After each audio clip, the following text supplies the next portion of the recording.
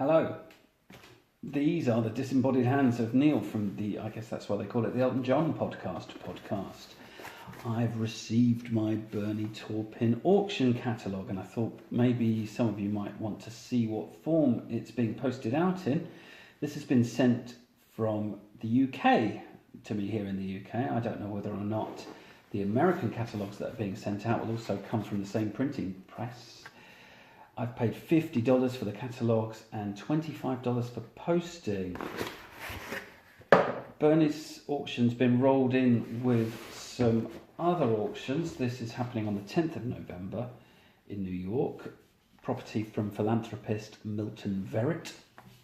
He's got loads of guitars that were owned by stars, huge amounts of very high-end memorabilia from different icons. I think it's called Icons and Idols, and you've got your Michael Jackson represented there, Beatles represented.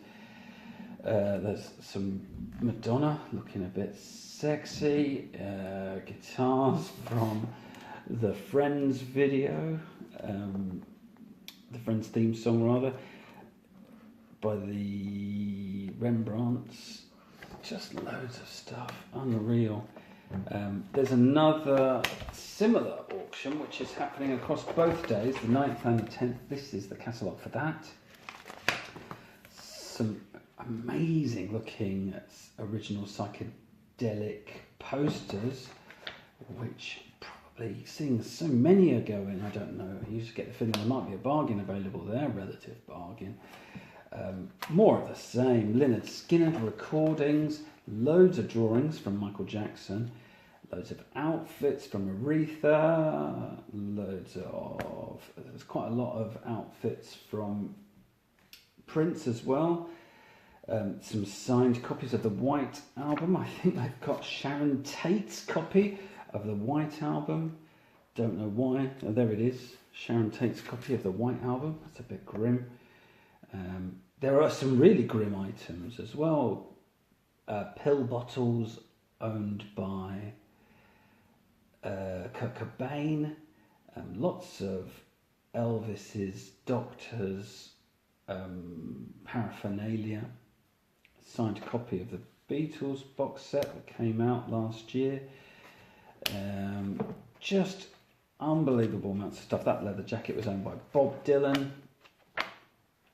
Unfortunately, this isn't particularly relevant to what I'm interested in, so that's quite a lot of weight of printing and postage that I could have done without. Anyway, this is what I bought it for, the Bernie book. It's hardbound, featuring the personal property of Bernie Taupin. As you'll know if you've looked through the PDFs that are available, there's a lot of really interesting lyric sheets here that show the songs in various states of undress. At the back is some of his personal items, a sculpture, a national guitar there, some of his clothing, things that were in this house presumably, a signed Spock poster from Leonard Nimoy where he signed it to Bernie. You can see the presentation and the printing is very nice indeed.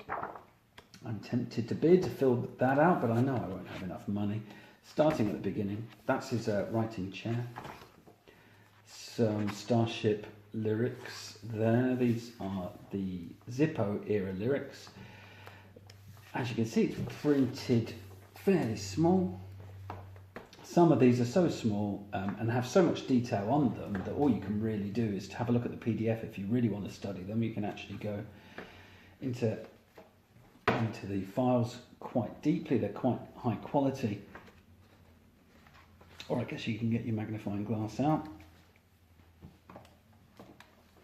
Here's some lyrics from Captain Fantastic. The whole thing is just like an expanded version of the centerfold of the Captain Fantastic Scraps book, and things that were just hinted at there. You could see, for example, the top line of the title line of Silas J. Hughes but none of the lyrics. Now we have all of those lyrics. And we also know that it's backed by a really nerdy set of lists written by Elton, I think, of who wrote what. And there are loads of titles on here. This is a great thing. I'd love to own this. Guide price, $1,000. I get the feeling that some of these are going to go for a little bit more than that.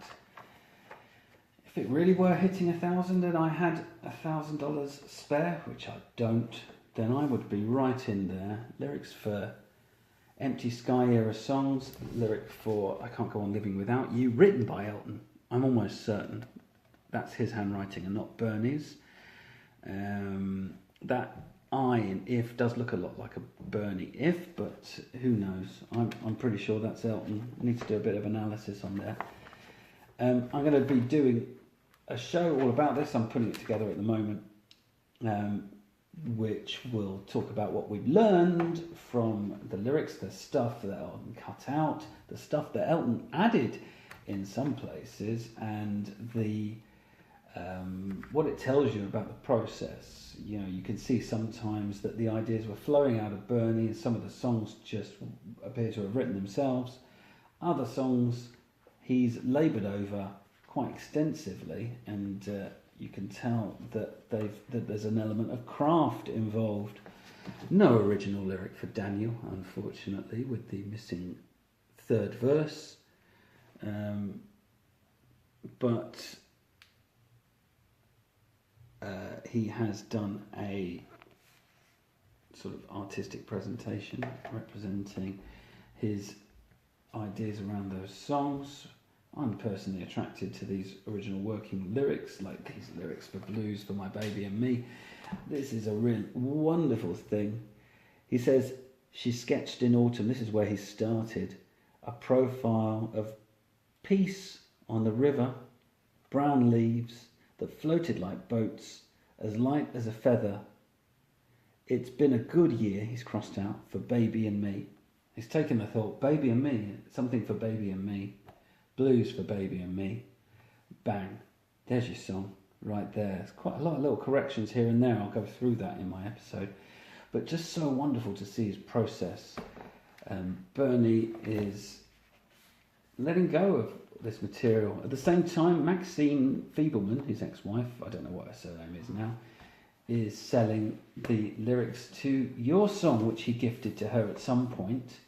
Interesting that possibly after the photo was taken for the Captain Fantastic Scraps book, maybe that's when they decided to give that to her, or maybe before then, maybe after, I don't know. She's selling that. It seems like everyone's sort of cashing in a little bit on the farewell tour and all the press that that's generating. But if this is cashing in, then good for Bernie. I'd love to see some of these things go for an affordable price. Probably they won't. Anyway, if you fancy a copy of this book, you're going to need to find $70 odd, $75, I think. Or you could just make do with the wonderful PDF version, which is available on the Julian's Auctions website. So give me a couple of days and I'll bring out an episode all